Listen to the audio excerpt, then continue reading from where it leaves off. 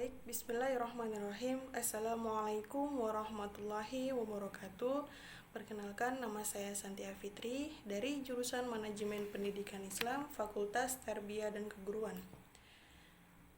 Di sini saya akan membuat video pendek mengenai tentang 5 kesalahan dalam bentuk berkomunikasi. Jadi tujuan saya membuat video ini untuk memenuhi salah satu tugas dari mata kuliah komunikasi antar pribadi.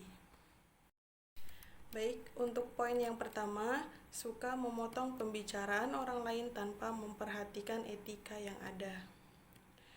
Bisa dikatakan, memotong pembicaraan orang lain adalah hal yang kurang sopan, apalagi bila dilakukan tanpa memperhatikan etika yang ada.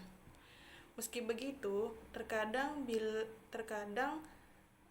bila terdapat hal yang penting yang perlu segera diutarakan, boleh-boleh saja menyela pembicaraan orang lain, dengan catatan tetap menggunakan etika dan bahasa yang sopan. Misalnya nih, dengan mengucapkan permisi terlebih dahulu atau meminta maaf terlebih dahulu sebelum menyela pembicaraan orang lain.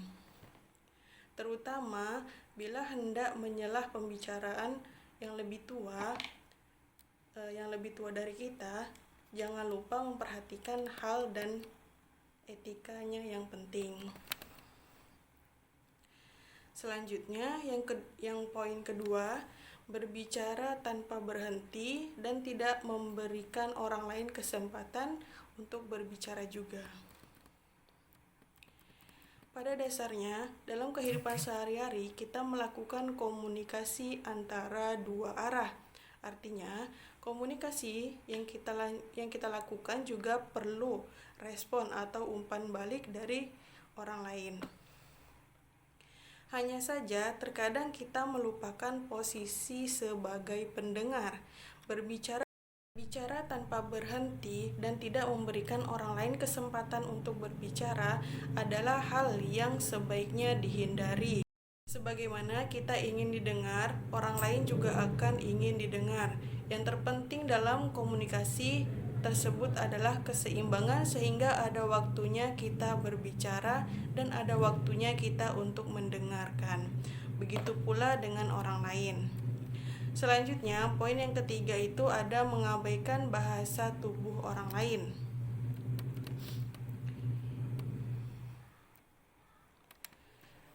Jadi penjelasan di sini, bahasa tubuh adalah bahasa nonverbal yang tentunya perlu kita perhatikan saat berkomunikasi dengan orang lain. Bahasa tubuh bisa menyampaikan apa yang tidak bisa dikatakan oleh kata-kata. Bukan hanya itu, bahasa tubuh juga menjelaskan atau mempertegaskan maksud dari ucapan yang dilontarkan. Sehingga dengan memperhatikan dan memahami bahasa tubuh, kita lebih peka dalam menangkap maksud dari orang lain tersebut. Intinya, jangan diabaikan begitu saja, sebab bahasa tubuh akan membuat kita lebih mengerti dan bijak saat merespon ucapan orang lain. Selanjutnya, poin yang keempat, menggunakan intonasi suara yang tidak tepat saat berbicara.